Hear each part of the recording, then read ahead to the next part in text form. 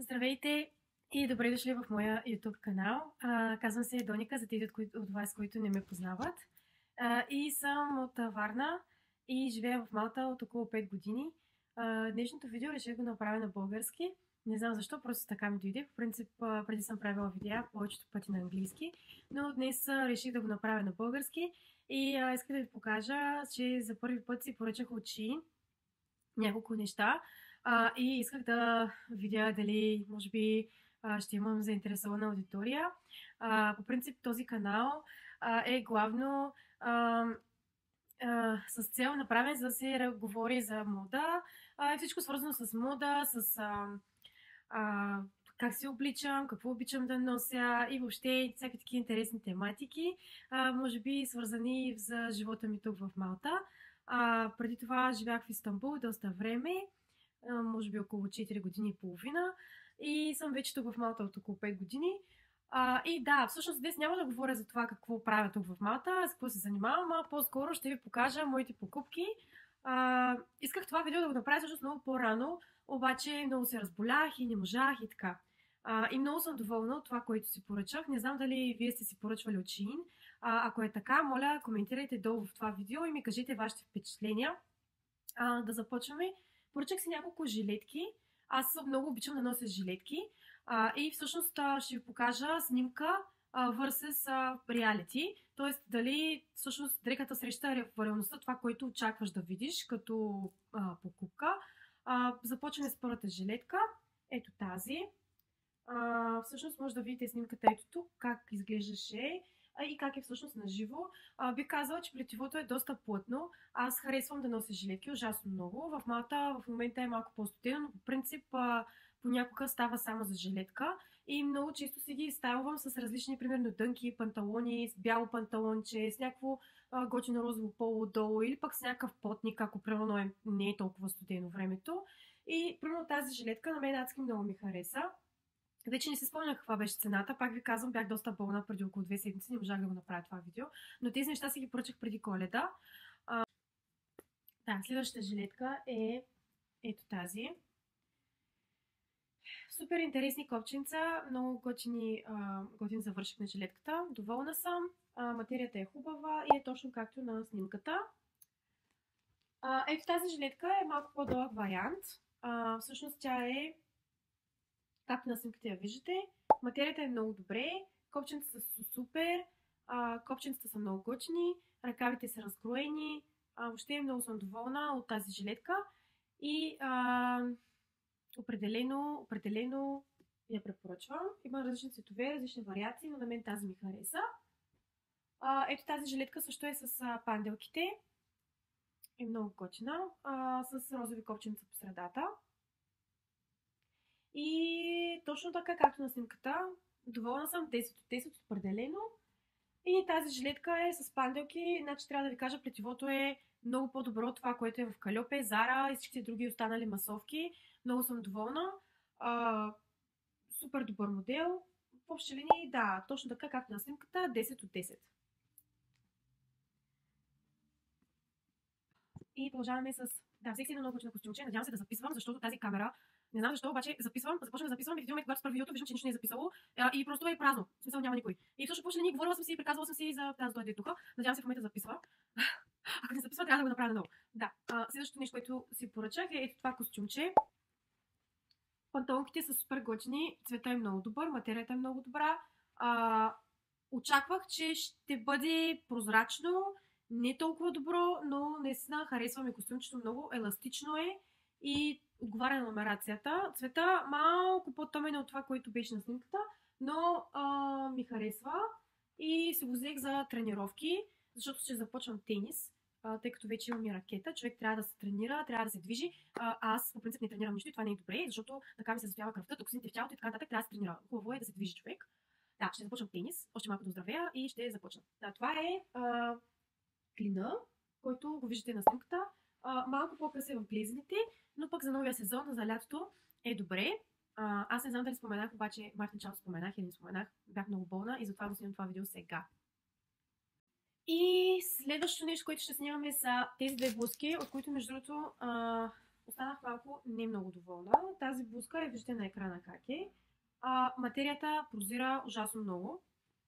Трябва да съм с бежов сутиен и е определено за по-топло време. Материята не е много добра, полиестер, не изглежда фенси, но като моделче не е лошо. По-скоро за всеки ден с някакви дънки, с някакви панталонче или с някаква поличка бих я носила, но определено за нищо повече, освен за всеки дневна блуза.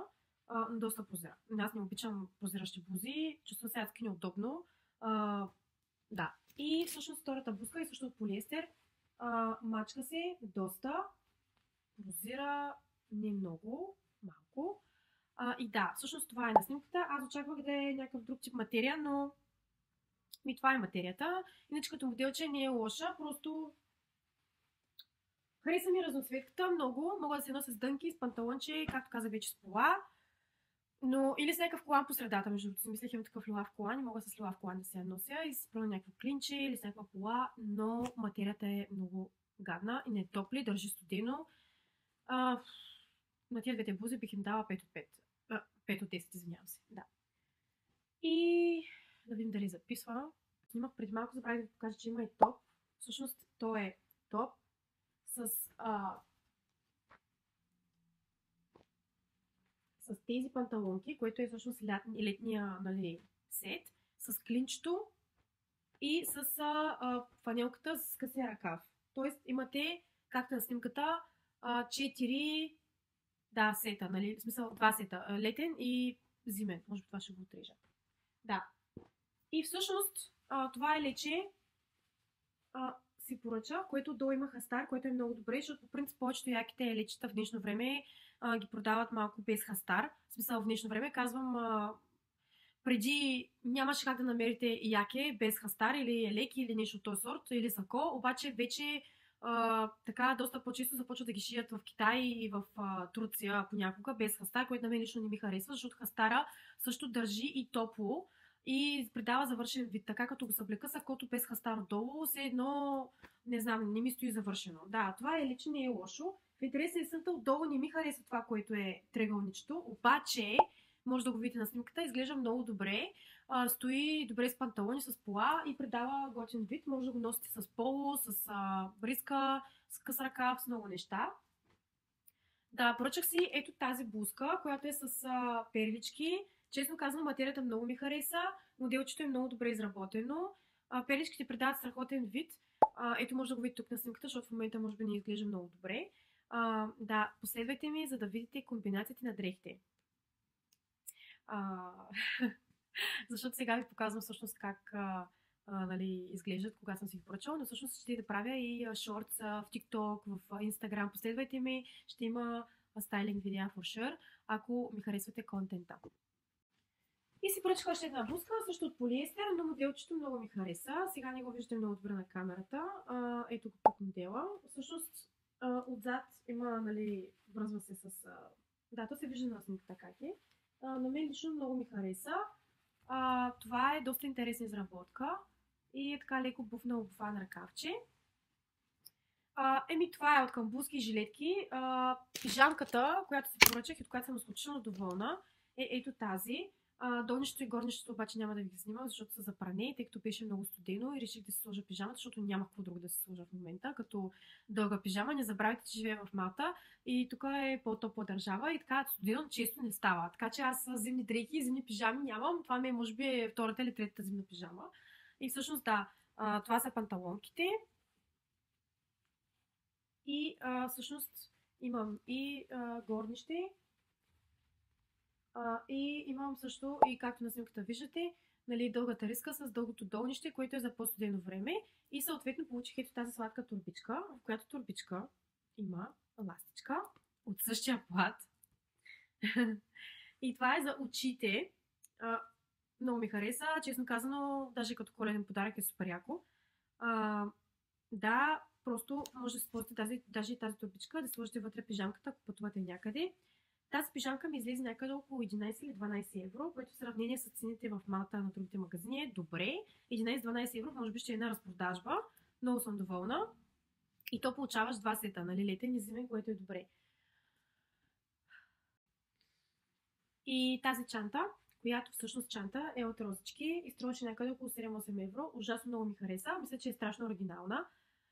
Много готино ще стои с черно, с нещо бяло, с адски много неща, но с черно, примерно с някакви розови обувки или с някакви розови ботички. Ще стои бомба. Много ми харесва. Мога да я нося и зимата, и лятото. За 8 евро не е лошо като цена. Не забравяйте, че харча в евро. Сега в лева не сравнявам цените в лева. Смятам, че не може да се направи сравнение, затова защото едно е да живееш в евро, а друго е да живееш в лева. И не е хубаво да се сравнява. Говоря в евро, защото си харча в евро. Много да уточним. Поръчах си ето тази чанта. Доволна съм.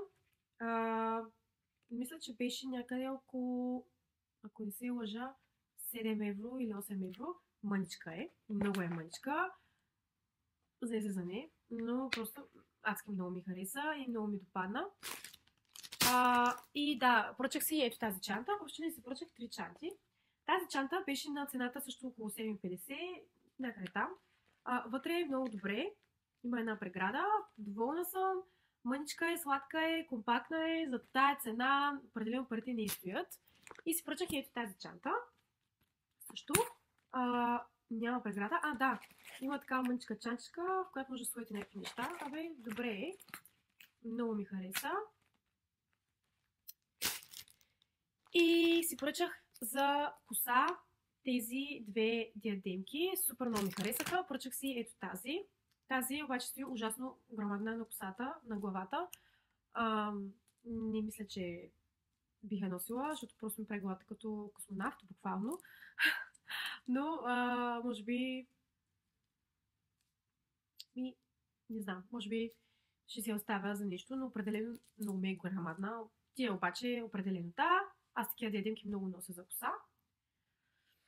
1, 2, 3, 4, 5 чифта за 2,50. Тази цена е много добра, защото по принцип такива чорапи може да се купите с 2,50 само на разпродажба. Мисля, че беше много добра цена. И да, няма да ви показвам бюлото, което си поръчах. Мисля, че е твърде лично. И тези две шноли си поръчах. Мисля, че беше около 1 евро. 90 цента, нещо такова. Тия двете шноли. Много са готини. За зимата с някакво готино пуловерче са бомба. Имат и перли по тях. Ето. И ластички, 3 ластички, които аз принципно ластички много рядко нося, обаче много ми харесва, защото са някакви такива подплатени, много са готини. И да, в общи линии много ми харесаха. Мисля, че това беше някъде на 60 или 70 цента, може би даже е по-ефтино. Нещо такова. Бяха много ефтини. Поръчах си чехлички, 5 евро. По принцип, такива чехли тук в Малта ще струват някъде около 7-8, може би 10 евро, но 5 евро мисля, че беше добра цена. Определено. И си поръчах няколко обици. Поръчах си ето тези розови обици. Ето. Не са много големи, но бих казала, че са супер готини, но още не съм ги носила. Не съм им намерила все още деня, в който ще ги стайлна. Също ето тези. Тези всъщност колко часа обици? 1, 2, 3, 4, 5 часа обици. Мисля, че ми влязаха някъде около 4 евро, ако не се лъжа, което е доста добра цена. Много съм доволна. Поръчах се едни много... Между другото, не очаква да са толкова миниатюрни, но... Да, те май не знам как се отварят. По някакъв начин. Ето, вижте колко са мънички. Вижте. Това е много малко обица, между другото. Имат някакви различни цветове, различни камъчета. Не съм ги отваряла още, няма да ги отваря сега. И си поръчах един много готини сини, които вече успешно си стайлвах. Да, ето ги, вижте ги. Много са готини. Много ми харесаха. Супер са яки. И да, в общи линии тия 5 чифта ми излязаха някъде около 4 евро, нещо от този сорт. Да, това е от Shein. Моите нещо, ако съм пропуснала, не съм. Това е... Исках да споделя с вас какво съм си поръчала и какви са моите впечатления от Shein. Не е зле. Има някои неща, които са... не е точно това, което очакваш, като големина, като материал на дрехата, но чантите са добре, жилетките са много добре, пижамата също, то пижама като пижама. Но да, въобще има някои неща, които са да и някои неща, които са не. Ще продължавам, може би, някой път ще си поръчам отново. И ще правя такива видеа, със сигурност в бъдеще. Ако ви е харесало видеото, палец нагоре, абонирайте се за моя канал и ще качвам още много стайлинг видеа за в бъдеще. Ако не сте ме последвали в социалните мрежи, последвайте ме в Instagram, може би в Facebook и ще се видим отново другия път с някакво друго видео. Ако искате да говоря някакви по-специални тематики, пишете долу в коментарите на какво точно искате да отговоря като въпроси, ако сте заинтересовани. И това е за сега. Чао!